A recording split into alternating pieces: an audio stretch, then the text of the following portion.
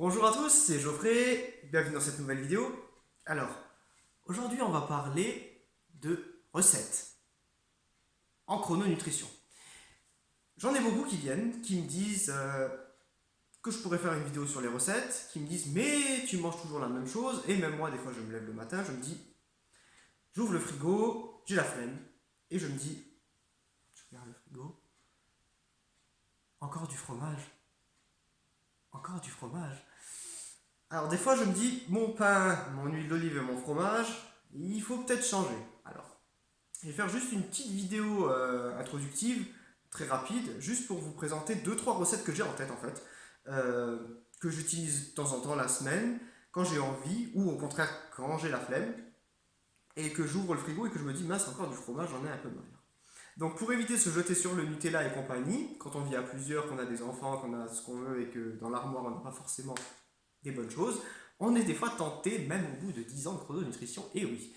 Donc, c'est simple, je vais vous dire ce que je fais en général quand j'ouvre le frigo, que je vois qu'il y a du fromage, que rien n'est préparé, que j'ai pas envie, mais que je me dis, en mon âme de coach, je dois montrer l'exemple, alors je dois faire correctement, et je dois avoir tous les éléments nutritionnels convenables, blablabla.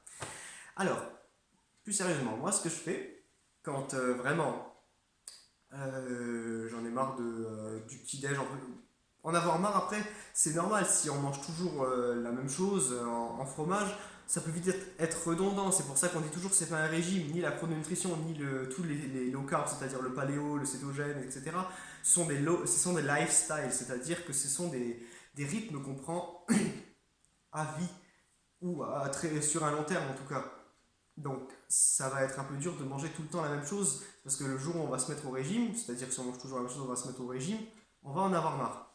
Donc ce qui est bien de faire, c'est de se prendre le temps de se cuisiner des plats, mais aussi bien sûr de se prendre le temps de cuisiner des plats qui ne prennent pas de temps parce que justement il y a des fois des gens qui sont en retard, des gens qui ont la flemme et on n'a pas toujours envie. Des fois, c'est beaucoup plus simple d'aller chercher un petit truc qui est vraiment pas nutritionnellement correct plutôt que de se lancer dans des préparations culinaires. Mais j'ai quelques recettes en tête que je vais vous partager qui vont peut-être vous aider à vous dire ah bah tiens, des fois quand j'ai pas envie ou des fois quand j'ai envie, bah, je vais faire ça ou ça. Alors, premièrement, le petit déj en chrononutrition, c'est du pain, de l'huile d'olive et du fromage. Simple. Alors, le pain, c'est du blé. Le fromage, il le faut absolument, mais le pain, c'est du blé. Donc le blé, on peut l'avoir sous forme de pâte, tout simplement. Donc les pâtes, on peut s'en préparer la veille, mettre du fromage dessus et de l'huile d'olive. Bien. Alors, qu'est-ce qu'on a le droit encore? On a le droit à de la charcuterie et on a le droit à de la crème. Bien. Qu'est-ce qu'on pourrait se faire un matin? Une bonne carbonara.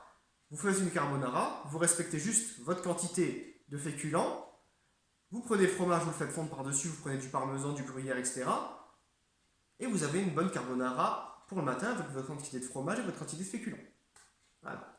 C'est ce que je fais des fois. Ce qui est pas mal aussi, alors quand j'ai vraiment le temps, quand j'ai envie de me lancer dans de la cuisine, que je me lève le matin, je suis motivé, je sors ma crêpière. Alors, recette intéressante pour ceux qui sont sans gluten, qui ne mangent pas de blé, la farine de sarrasin. La farine de sarrasin, c'est très peu coûteux. Un paquet de 500 grammes, vous payez ça 2 euros. C'est très nourrissant, pratiquement pas de sucre dedans. C'est une très bonne farine, surtout pour la chrono. Donc, une petite cuillère à soupe, ou si vous en faites pour tout le monde, vous prenez la quantité qu'il faut de farine, vous mettez de l'eau, parce que les galettes de sarrasin se font avec de l'eau, pas besoin d'œuf, pas besoin de lait, et vous remuez, vous laissez reposer, vous salez un petit peu, et vous pouvez le faire, vous sortez votre crêpière de votre poêle, et vous vous faites des crêpes de sarrasin. Quand la crêpe est retournée, vous mettez par-dessus votre fromage, vous laissez fondre, vous mettez un petit filet d'huile d'olive, un peu d'assaisonnement, vous fermez la crêpe, vous attendez qu'elle se ferme, et vous servez, et vous avez une crêpe de sarrasin au fromage. Magnifique. Voilà, deuxième recette. Alors, une troisième recette que j'ai vraiment complètement inventée parce que c'était je vais être franc, parce que j'avais la flemme. Donc du coup, j'avais envie de manger chaud, j'avais envie de me cuisiner quelque chose, mais quelque chose qui était rapide, et en même temps quelque chose qui était bon, et qui prenait pas beaucoup de temps. Donc je me suis dit, Geoffrey, là, tu en demandes beaucoup. Mais c'est pas grave, on va le faire quand même.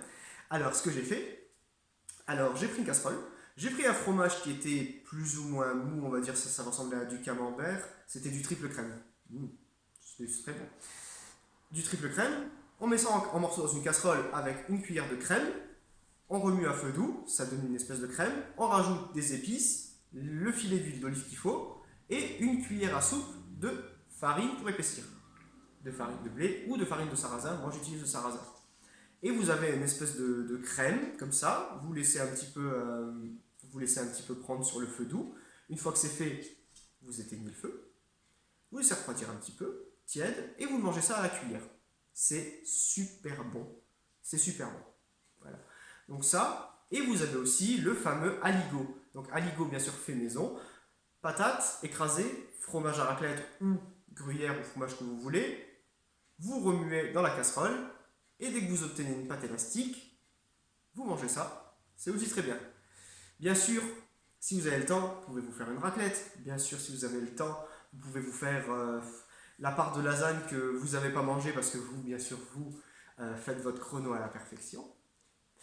Donc, la part de lasagne que les proches ont mangé hier soir et que vous n'avez pas mangé, vous la gardez. Vous mettez votre part de fromage qu'il faut dessus. Vous mettez ça au micro-ondes et ça vous fait un super repas pour le matin.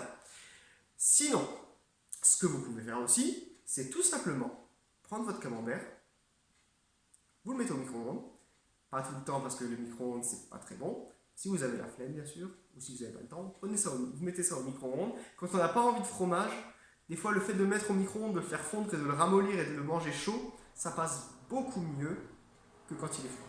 Voilà, c'est les petites idées que je vous ai fait partager, j'espère que vous avez aimé.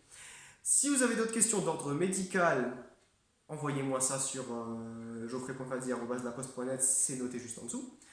Si vous pouvez me laisser des commentaires, je réponds toujours. Si vous avez des commentaires avec des questions dedans, je réponds également. Mais si c'est des questions qui sont un peu plus précises, venez plutôt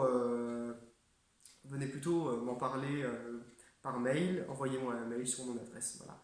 Donc je vous souhaite une bonne soirée tout le monde. J'espère que vous avez aimé la vidéo et à bientôt. Au revoir.